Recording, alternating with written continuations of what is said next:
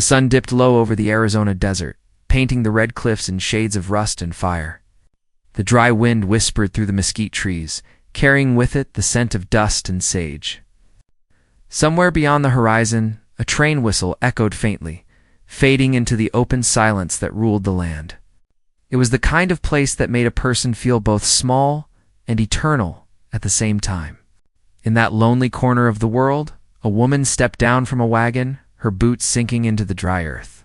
She squinted against the glare, her hands trembling as she clutched the handle of her carpet bag. Her dress was neat but worn, her bonnet slightly crooked from the long ride. Her face carried both youth and sorrow, the kind that comes from wanting something so long that it starts to hurt. She had traveled for weeks across the country, leaving behind the broken whispers of a life that no longer wanted her. Back in Missouri, she had been a wife in name only. The small farm she once kept was gone, her husband buried under a wooden cross by the creek. He had died believing she could never bear a child, and in a way, that belief had buried her too. People stopped calling after the funeral. The churchwomen came once or twice, then stopped when she didn't have much to say. When the ad for mail-order brides reached her through a traveling merchant, she saw it as a strange kind of mercy. It promised a home in the Arizona territory, a husband who needed a wife, and a chance to start again. But nothing in that letter had mentioned that the man she was to marry was not entirely what she expected. The settlement was smaller than she'd imagined. Just a cluster of wooden cabins, a trading post, and a corral filled with restless horses. She could feel eyes on her as she stepped into town. The few townsfolk who lingered near the well gave her curious glances, whispering behind their hands. A woman in a faded blue dress smiled kindly but said nothing. It was a world that spoke more in looks than words. The driver who'd brought her there tipped his hat, muttered a farewell, and was gone in a cloud of dust. That was when she saw him. He stood near the corral, tall and still, like part of the desert itself. His skin carried the warmth of the sun, his dark hair tied back at the neck. He wore a shirt open at the throat, and his stance was quiet but strong. There was something untamed in the way he watched her, something that made her heart beat faster, not out of fear, but because she didn't know what else to feel. The others in town looked away when his gaze lifted. She realized then that this was the man she had come forth, the one who had written that simple letter offering her a home.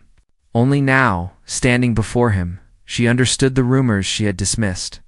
He was Apache by blood, a man caught between two worlds, proud for one and too wild for the other. When he walked toward her, the sound of his boots on the dirt seemed louder than the wind. He stopped a few steps away, studying her as though he could read her soul. His voice, when he spoke, was low and measured. "You came a long way." She nodded, unable to find her voice. He looked at her baggage, then back at her face. "You were told I needed a wife." "I was," she said quietly. Clutching the handle of her bag tighter, his expression didn't change, but there was a trace of something, perhaps curiosity, perhaps pity in his eyes. "And you agreed to come here without asking who I was?" She hesitated. "I didn't think it mattered," gave a short, dry laugh. "Out here, everything matters." For a moment, they stood in silence. A hawk circled overhead. The settlement went about its business, though everyone's ears seemed turned toward them. He finally gestured for her to follow. "You should eat. You'll need your strength."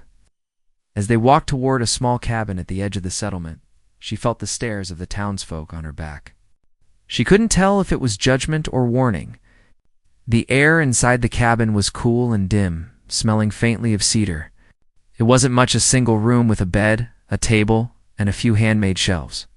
A fire burned low in the hearth, the only sign of warmth in the otherwise bare space. He set her bag down near the table. "You can rest here. Tomorrow, we'll speak to the preacher." Her heart gave a strange flutter at that. The arrangement she had agreed to felt suddenly very real. She turned to face him. "You said in your letter you wanted a wife, someone to share your home." "I did," he said simply. "And a family?" she asked softly. He looked at her then, and for the first time, there was a shadow of sadness in his eyes. "A family is not something easily promised. Her voice trembled as she replied, "I cannot have children." He didn't seem surprised. Instead, he stepped closer, the light catching the edge of his face. "I know." Her breath caught. "Then why did you send for me?" The silence between them stretched thin. He moved to the window, staring out at the fading sun. When he spoke again, his words were slow, deliberate. "Because not all children are born. Some are given," he turned then, his gaze meeting hers with a quiet intensity that sent a shiver down her spine. "If you want a child, I can give you one," he said. "Oh." His tone calm yet certain. The words hung in the air like the echo of a storm. She felt them settle in her chest, confusing and heavy. She didn't understand what he meant, not entirely.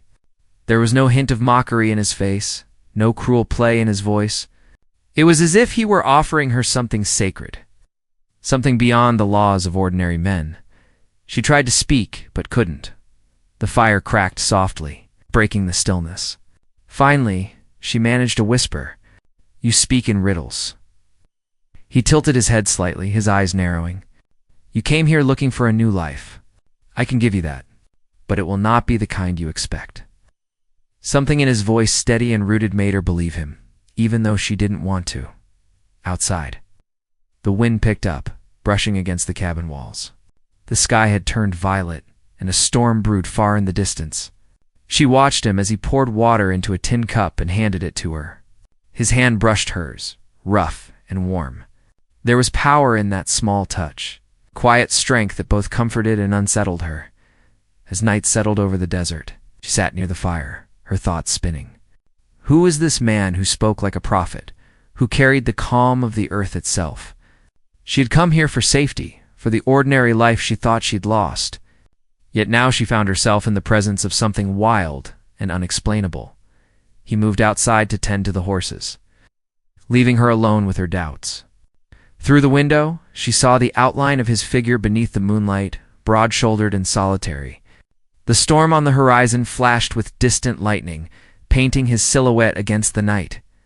For a fleeting moment, she wondered if he truly belonged to this world or to some older one that refused to die. When he returned, he stopped by the door, watching her quietly. "You're afraid," he said. She looked up, startled. "I don't know what to be." He stepped closer, his voice low. "Then listen to the land. It will tell you what to fear." The words were strange, but something in them felt true. She didn't answer. He lingered for a moment longer, then turned away, his movements silent as he crossed to his side of the room. The fire burned low. She lay awake long after he had gone still, the storm outside growing nearer. Each flash of lightning illuminated his face, calm as stone, and each rumble of thunder seemed to whisper the same haunting promise he had made, one she didn't yet understand. By dawn, the storm had passed. The desert was washed clean, silent except for the song of distant coyotes. She sat up, watching the light break across the horizon. He was already gone, leaving only the faint imprint of his boots by the door. Something deep within her knew that the promise he had made was not over it. It was only beginning. And whatever he meant by those words, she would soon learn that some gifts come at a cost, and some promises can change a person's fate forever. The morning air was cool and sharp, carrying the smell of wet earth and smoke from dying campfires. She stepped outside, pulling her shawl tight around her shoulders. The desert, still glistening from the night's rain, looked almost gentle under the rising sun. The colors shifted from pale gold to deep red, and the sky stretched wide and endless. Somewhere far off, a hawk called, breaking the silence. For a moment, she forgot where she was, until the memory of his words returned. "If you want a child, I can give you one." They replayed in her mind with every heartbeat, both a comfort and a mystery she couldn't shake. She found him near the corral, feeding the horses. His movements were steady, deliberate. There was something peaceful about the way he handled the animals, speaking to them in a tongue she didn't understand. The horses seemed to know him, to trust him completely. She hesitated before stepping closer, her boots sinking into the damp soil. He glanced over his shoulder but didn't speak, as though waiting for her to find her words first. "You left early," she said softly. He nodded. "The horses don't wait for the sun." She wanted to ask where he had gone before dawn, but she sensed that he was a man who gave little away. Instead, she tried to smile, though her heart was heavy with uncertainty. "I wanted to thank you for letting me stay." "You came here to be my wife," he said simply. "You have a place here." She lowered her eyes. "It doesn't feel like mine yet." He stopped what he was doing and looked at her. "It will. The land takes time to know a person. It listens before it accepts." His way of speaking was strange to her, measured, almost poetic, but there was truth in his words. She could feel the land around her watching, silent but alive, as if it were judging her. Presence. She turned her gaze toward the mountains, their jagged peaks touching the clouds.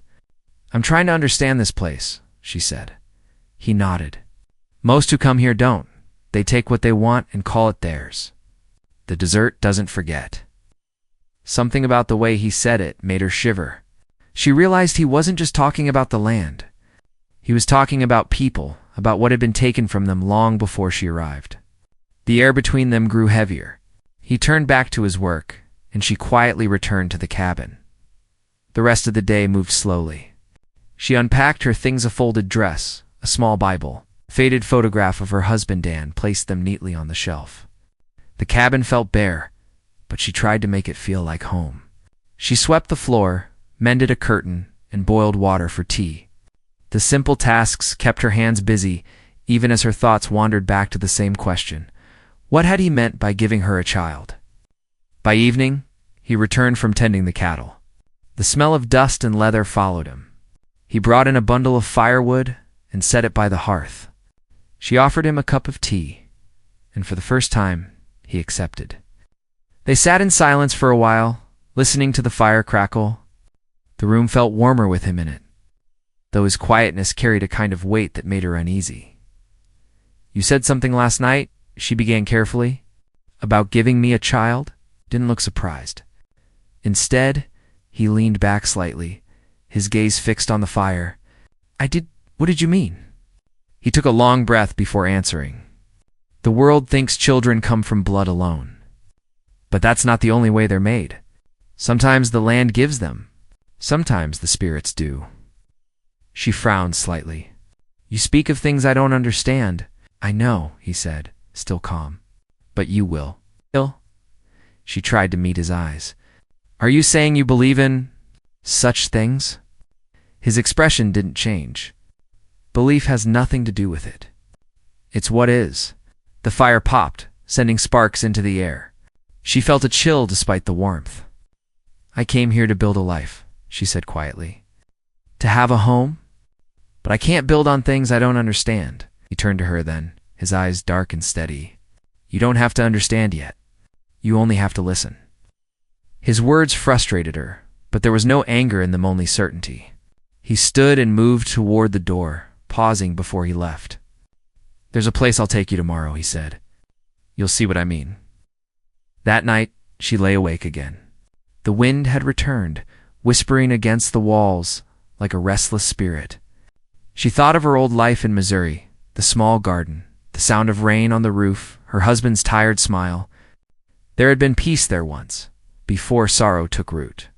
But this new place, this vast desert with its endless sky, carried a different kind of silence, one that seemed to hold secrets she wasn't meant to know. She wondered if she had made a mistake coming here, yet something inside her refused to leave. Perhaps it was hope, or perhaps it was the quiet pull of something she couldn't name. At dawn, he was waiting outside with 2 horses. The air was crisp, and the horizon shimmered with early light. She hesitated, but climbed onto the horse he offered. They rode in silence for miles, the sound of hooves echoing against the canyon walls. The land opened before them: dry riverbeds, fields of sage, and far-off hills that looked like sleeping giants. She could feel the rhythm of the horse beneath her, the sun rising higher. And the strange calm that came from being so small beneath so much sky. They finally stopped near a stone ridge overlooking a deep valley. The earth there seemed untouched, ancient. He dismounted and helped her down. "This is where my people once lived," he said quietly. "Before the soldiers came." She looked around, seeing faint traces of what had once been homestone, outlines half buried in dust. bits of pottery scattered near the rocks. "There's nothing left," she whispered. "There's everything left," he corrected. "You just can't see it." She felt the weight of his words. The place carried a sadness that went beyond time, a silence that wasn't empty but full of memory. "Why bring me here?" she asked. He knelt near a small patch of earth, brushing away the dust. Beneath it, a few wildflowers had managed to bloom, tiny and fragile, but alive. "Because this land remembers what was taken," he said, "and sometimes it gives back." She knelt beside him, watching as he traced a pattern in the dirt with his hand. It looked almost like a symbol, though she didn't recognize it. "Is this what you meant last night?" she asked. He nodded slightly. "The land can heal what people cannot." She wanted to believe him, but her heart still held doubt. "You think it can heal me?" He didn't answer directly. Instead, he looked out across the valley, his expression unreadable. "You were drawn here for a reason. Maybe it's not just to be my wife. Maybe it's something more." The thought unsettled her, yet there was something about his calm certainty that made her want to trust him. The wind picked up again, carrying the scent of rain and distant pine. She closed her eyes for a moment, letting it brush against her face. It felt as if the land itself was breathing, alive and aware. When she opened her eyes, he was watching her. "You hear it," he said quietly, "even if you don't understand it yet." She nodded slowly, though she wasn't sure what she heard only that something inside her stirred when he spoke. They rode back in silence, each lost in thought. By the time they reached the cabin, the sun had climbed high and the heat pressed down hard. She went inside and poured water into a basin, washing the dust from her hands.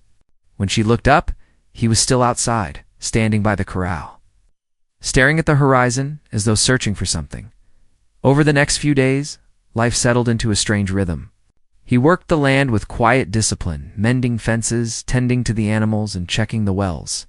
She cooked, cleaned, and learned the patterns of the desert, the way the sky turned pink before a storm. The hum of crickets at dusk, the stillness that came before dawn. But even in that new routine, the tension between them lingered, unspoken but strong. Every time he looked at her, she felt that same pull, the same unexplainable promise in his eyes. One evening, as the sun set behind the cliffs, painting everything in golden shadow, she found him sitting near the corral again, his face turned toward the fading light. She walked over and sat beside him. The silence stretched between them until she finally asked, "Do you ever wish you'd chosen someone else?" He turned to her, his gaze calm. "No, even though I can't give you what most men want from a wife." He shook his head. "You already gave me what I needed," she frowned. "And what's that?" He looked toward the horizon, his voice low and steady. "A reason to listen again." The words confused her, but she didn't press him. Instead, she watched the sun disappear behind the cliffs, feeling the world fall quiet once more. Somewhere in that silence, she sensed a change, subtle but certain. The desert seemed to breathe with her, and for the first time, she didn't feel entirely alone. Yet as night settled and the stars came out, she couldn't shake the feeling that something was coming. Something unseen, waiting beyond the ridge, tied to the promise he had made. And deep inside, she knew that whatever it was, it would test everything she believed about herself, about him, and about the mysterious land that had brought them together. The days began to blend together in the desert, each sunrise and sunset marking another turn in a quiet life that was not as peaceful as it seemed. Beneath the rhythm of daily chores and long silences, something deeper was growing, a tension that neither of them spoke of, yet both could feel. The woman sensed it in the way the air shifted around the cabin, in the restless stillness that came when night fell. The man felt it too, in the distant cries of the coyotes and the flicker of unease among the horses. The land itself seemed to carry the weight of something waiting to happen. One evening, while he was away checking the far pasture, she heard a knock at the door. It startled her. No one ever came this far out. When she opened it, a young man stood there, his clothes dusty from travel and his expression cautious. He tipped his hat politely. "Ma'am," he said, "I'm looking for a man called Red Hawk. They said I'd find him here." She hesitated. It was the first time she'd heard his name spoken aloud. It suited him, but it also sounded like something from another world. "He's gone out to the pasture," she said carefully. "He'll be back before sundown." Stranger nodded, glancing past her into the cabin. "Mind if I wait?" She wasn't sure what to say. His voice was polite, but there was something uneasy in the way his eyes moved around the place. Still, refusing him felt rude. She stepped aside. "You can wait by the fire." He removed his hat and sat near the hearth, glancing at the walls, the simple furnishings, the photograph on the shelf. "You must be his wife," he said. "I am," she replied quietly. He gave a small smile, though it didn't reach his eyes. "You've got courage, living out here with him." Her pulse quickened slightly. "What do you mean by that?" He shrugged. "Just that folks talk. They say he ain't like the others. Say there's something strange about him." She didn't answer. The room felt smaller suddenly, the air heavier. The stranger leaned forward, his voice lowering. "They say he's got old blood in him. Apache blood. The kind that don't forget. Some say he can call things from the landstorms. Fire, sickness. You seen anything like that?" Her throat went dry. "People say many things they don't understand." He studied her for a moment, as if weighing her words. "Maybe, but I ain't one for superstition. I'm just here on business." Before she could ask what kind of business, the door opened. Red Hawk stood there, silent as a shadow, his expression unreadable. The air seemed to change when he entered, like the wind itself shifted to make room for him. His eyes moved from the stranger to her, then back again. "You've come far," he said evenly. The young man rose to his feet, tipping his hat. "Name's Clark. Sheriff sent me from Dry Creek. We're looking for a man called Elias Morton. Heard he's been trading weapons with the tribes." Red Hawk didn't flinch. "And you think he came here?" Clark shrugged. "Hard to say. But this land's seen its share of trouble. Some folks think the old camps might be active again." Red Hawk's jaw tightened slightly. "There's nothing left in those camps but dust." Clark studied him for a long moment. "Maybe so. But I'll need to look around just to be sure." She could feel the tension rising in the room. Red Hawk stepped closer, his voice low but firm. "This is my home. You'll respect that." Clark's hand brushed the edge of his coat where his revolver rested. No disrespect meant. Just doing my job. The silence that followed was heavy. Finally, Red Hawk nodded toward the door. "You can search the valley, but not the cabin." Clark hesitated, then nodded slowly. "Fair enough." He left without another word, his boots crunching against the dirt. She watched him go, her heart still racing. When he disappeared into the distance, she turned to Red Hawk. "He doesn't trust you," she said quietly. He met her gaze. "Few men do." She hesitated. "Why?" He looked away, his voice quieter now. "Because they only see what they want to see." That night, neither of them slept much. The wind carried strange sounds from the valley branches cracking, the faint echo of voices carried from nowhere. She lay awake, staring at the ceiling, listening to the rhythm of his breathing across the room. Somewhere deep inside, she felt the weight of his secret pressing closer. She wanted to ask what the sheriff's man had meant about the land and the old blood. But fear kept her silent. At dawn, he was gone again, leaving only a note on the table. "Stay near the cabin today." She obeyed, though unease gnawed at her.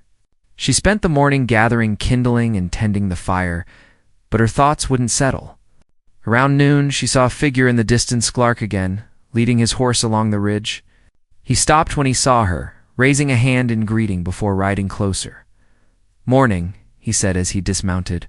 "Didn't mean to startle you." She forced a small smile. "You're back early. Didn't find much. Just tracks leading north. Could be coyotes." He paused, glancing toward the corral. "You sure you're safe out here?" Alone with him? Her heart thudded. "Why wouldn't I be?" Clark looked at her carefully, his tone softening. "You seem like a good woman. You don't know him the way we do. Folks say he used to ride with a group that attacked settlers up north. Men died. Families too." She shook her head. "That can't be true," he sighed. "Maybe not. But you should be careful. Sometimes people carry darkness they can't see." Before she could respond, a voice came from behind them. You talk too much, sheriff's man. Clark turned sharply. Red Hawk stood near the corral, silent and steady, his eyes cold as stone. Clark's hand hovered near his weapon, but he didn't draw. Just looking out for her, he said. I don't need your help, Red Hawk replied quietly. And she doesn't either. The air between them crackled with something sharper than anger, old history maybe, or something buried deeper. Clark mounted his horse, giving her one last glance. You ever need help, ma'am? You can find me in Dry Creek. Then he rode off, leaving only dust and tension behind. Red Hawk watched until the man disappeared, then turned toward her. Don't listen to him, she looked at him, searching his face for truth. Is what he said real? His silence was answer enough. That night, a storm rolled across the desert. The sky turned dark and wild, the wind howling through the cracks in the cabin walls. She stood by the window, watching lightning flash over the hills. Red Hawk was outside, trying to tie down the horses, his body moving like part of the storm itself. When he finally came in, soaked and silent, she handed him a blanket. You can tell me, she said softly. Whatever it is you're hiding. He looked at her for a long time, his eyes filled with something she couldn't name. I did what I had to, he said finally. There were people who wanted to erase us. I fought to survive. Is that why they fear you? She asked. They fear what they don't understand. Her heart ached at the weariness in his voice. And what about me? Should I fear you? He stepped closer, the light from the fire dancing across his face. You should only fear what's coming. The words sent a chill through her. What do you mean? He looked toward the window where lightning split the sky. The land's changing. The sheriff's men won't stop coming. They think there's gold hidden in the valley. They'll burn this place to find it. Her voice trembled. Then we should leave, shook his head. This is where my people's bones rest. I won't run from it. She felt a strange pull in her chest, fear mixed with something stronger. Then what happens to us? He turned back to her, his voice calm but certain. You'll see soon enough. The land will decide. Outside, the storm raged on, tearing at the earth as if trying to uncover what was buried beneath. Inside, the fire flickered low, and the space between them filled with unspoken truth. She realized then that the man she had married was bound not just to the land, but to something ancient and dangerous that refused to die.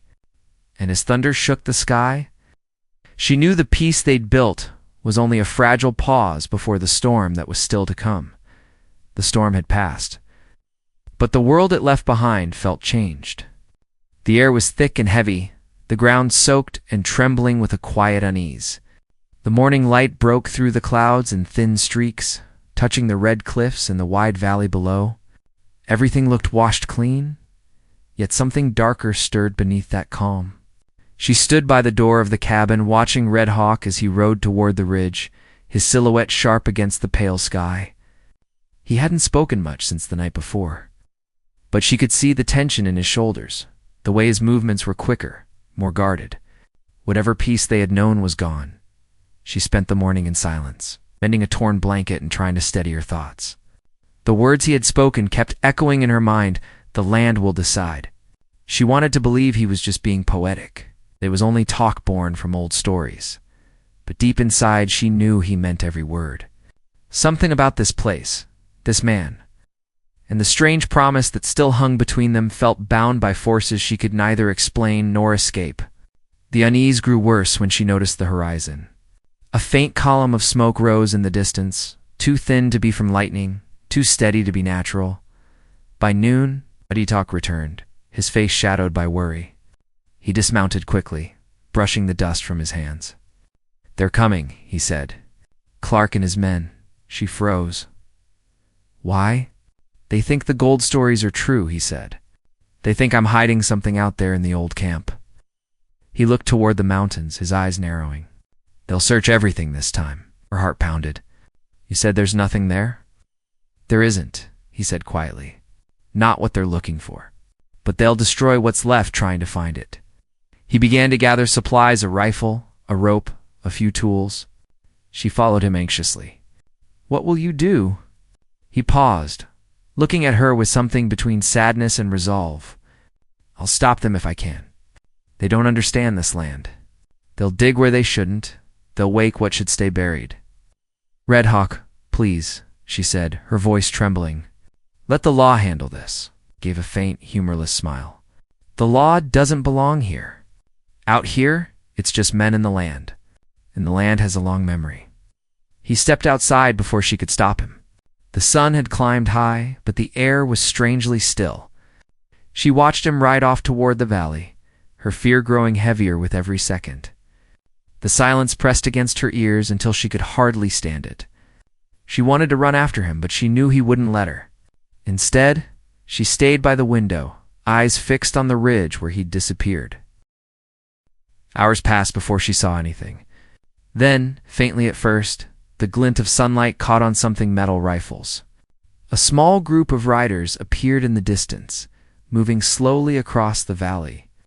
She recognized Clark at their lead, his broad hat and straight posture unmistakable. There were 4 others with him, armed and scanning the land. They were heading straight toward the old camp. Her hands began to shake. She couldn't stay there any longer. Without thinking, she grabbed her shawl and hurried outside. The desert air was hot and dry again, carrying the faint scent of smoke and dust. She saddled one of the horses and rode hard toward the ridge. The wind whipped her hair, the land stretching endlessly around her. Every sound, the pounding of hooves, the cry of distant hawks seemed sharper, louder, filled with warning. When she reached the top of the ridge, she dismounted and climbed the last few feet on foot. From there, she could see everything. Red Hawk stood alone below, facing the group of riders. Clark had dismounted, one hand on his revolver. The other men spread out behind him, rifles ready but not raised yet. She couldn't hear what they said, but their movements told her enough. Clark gestured toward the canyon floor, his tone hard. Red Hawk shook his head slowly. The 2 men stood in the open like pieces carved from stone, both unyielding. Then Clark stepped closer. Red Hawk raised a hand, not in threat, but in warning. The air seemed to tighten between them. She wanted to call out, but her voice caught in her throat. Suddenly, one of the riders to Clark's right lifted his gun. The sound that followed shattered the stillness. The shot echoed through the valley, scattering the crows from the cliffs. Red Hawk didn't fall, but he staggered, clutching his arm. He turned sharply, shouting something in his native tongue that carried through the wind. The ground seemed to hum, a low vibration that grew stronger with every second. Clark yelled at his men to hold fire, but it was too late. The land itself was stirring. The wind picked up, swirling dust into spirals that rose from the ground. The horses reared, terrified. Red Hawk stood at the center of it, his injured arm pressed to his side, his face fierce and focused. The earth trembled again, a deep rumble that shook the stones beneath her feet. She fell to her knees, gripping the rock to steady herself. It was as if the land was alive, answering to his pain, to his anger. Clark's men tried to back away, shouting in panic. Another shot rang out, though she couldn't tell who fired it. The dust grew thicker, turning the air into a choking haze. Through it, she could barely make out Red Hawk's figure, tall, defiant, standing against the chaos. He wasn't moving toward them. He was calling something up from the earth itself. She wanted to run to him, but fear rooted her where she stood. Her heart pounded so hard she thought it might break. The air was full of strange sounds, low hums. Whispers that seemed to come from the ground, from the rocks, from everywhere at once. The wind howled around her, carrying fragments of words she couldn't understand. She pressed her hands over her ears, but the sounds still found her. Rising and falling like a storm that had no sky then, as suddenly as it began, the wind stopped. The dust settled slowly, revealing the valley below. The riders were gone. Only Clark remained, standing several yards away, his rifle lowered, his face pale with disbelief. Red Hawk stood across from him, breathing hard, his shirt torn, blood running down his arm. The space between them was silent, except for the faint hiss of the wind through the rocks. Clark spoke first, his voice raw. "What are you?" Red Hawk didn't answer. He turned away, walking toward the ridge where she stood. Clark called after him, his voice rising. "You think this is over? The law will come for you. They'll come for both of you." Red Hawk didn't turn back. "Let them come," he said quietly. When he reached her, his eyes were dark and distant. She reached out to touch his injured arm, but he shook his head. "It's nothing," he said. "We have to leave." "Leave," she whispered. "You said you wouldn't run." He looked past her, toward the cabin far below. "I won't run from the land. But the men, they'll bring more. They'll burn it down to find what they think is buried here." Tears filled her eyes. "Then where will we go? Where the land still remembers?" he said. "North, into the canyon." They rode in silence as the sun began to sink, painting the sky in burning shades of red and gold. Behind them, the valley looked peaceful again, as if nothing had happened. But the peace was a lie. Smoke rose faintly in the distant Sklark's signal fire. She knew it meant more men would come by dawn. When night fell, they reached the mouth of a canyon. The air there was cooler, the rocks taller, and shaped like old bones. Red Hawk dismounted and led her on foot through a narrow pass until they reached a hidden clearing. There, nestled between the cliffs, were stone carvings, faded but still visible faces. Animals, symbols that seemed to glow faintly in the moonlight. "This is where my people prayed," he said softly. "Before the soldiers came, before they took everything." She ran her fingers along the carvings, feeling the rough edges of history under her hand. "Is this what they're looking for?" "No," he said. "This is what they'll never understand." He sat down near the largest stone, his body weary, but his eyes alert. She sat beside him, the sound of the wind whistling through the rocks above them. The night was deep and full of shadows, and she could feel the land breathing again, slow and ancient. For a long while, they said nothing. Then she spoke, her voice small but certain. "You said the land gives back what was taken? Is that still true?" He looked at her, his expression unreadable. "It can be, but it always takes something in return." The words lingered between them, heavy and uncertain. Far off in the valley, faint lights flickered, torches moving slowly through the darkness. The sheriff's men were coming again. The final storm had not yet arrived, but its shadow was already falling over them. And she knew, as she took his hand and felt the pulse of the earth beneath them, that whatever would happen next would change both of them forever. The torches in the valley glowed like restless fireflies, scattered but steady. The faint hum of voices carried up the canyon, mixed with the creak of saddles and the low murmur of men who thought they were closing in on something precious. Red Hawk and she sat quietly near the old carvings, watching the light move closer. The air had changed again, not with fear, but with a strange calm that settled deep in her chest. The long chase, the nights of hiding, the endless circle of threats and warnings. It all felt like it was reaching the place where it was meant to end. Red Hawk stood, his shadow stretching tall against the stones. The moonlight caught his face, showing the lines of exhaustion and the steady fire in his eyes. He had bandaged his arm with a strip of his shirt, but the blood had already soaked through. Still, he didn't seem bothered. He looked toward the narrow pass they had entered from and then back at her. "They'll be here soon," he said quietly. "If they come this far, the land will decide again." She rose and touched his hand. "There's another way," she said. "We can leave before they reach us." He shook his head. "If we leave now, they'll follow forever. They'll never stop digging, never stop taking." He glanced at the carvings, the faces of his ancestors etched into the rock. "They have to see what this place really is. Maybe then they'll understand." She didn't fully believe him, but she trusted him. There was something about the stillness in his voice, the certainty that came from somewhere deeper than fear. She nodded, and they began to prepare. They hid the horses in a narrow ledge near the cliffs and gathered what little water and food they had left. Then, as the sounds below grew louder, they waited. The first rider appeared just as dawn began to touch the sky. It was Clark, as she had expected, his hat pulled low, his eyes sweeping the canyon like a hawk scanning for prey. Behind him came two of his men, both tense, their hands near their guns. The others stayed further back, their torches now pale in the growing light. Clark dismounted, his boots crunching against the dry ground. His gaze moved slowly over the carvings and then settled on Red Hawk. who stood tall beside them, unarmed. "I told you this wasn't over," Clark said, his voice flat and cold. "You think you can scare people off with tricks and old stories, but I know better now." Red Hawk didn't reply. He simply gestured toward the stone wall. "Look closer," he said. "You've been chasing ghosts? What you want isn't gold. It's memory." Clark frowned, stepping nearer to the carvings. The morning light caught on the faded symbols, revealing shapes he hadn't noticed before, spirals, hands, and small figures that seemed to tell a story across the stone. He reached out to touch one, brushing away dust. "What is this supposed to mean?" "It's a warning," Red Hawk said. "It tells of men who came once before, digging for something they thought would make them powerful. They took what wasn't theirs. The land swallowed them whole." Clark snorted, but his voice had lost some of its edge. "You expect me to believe that?"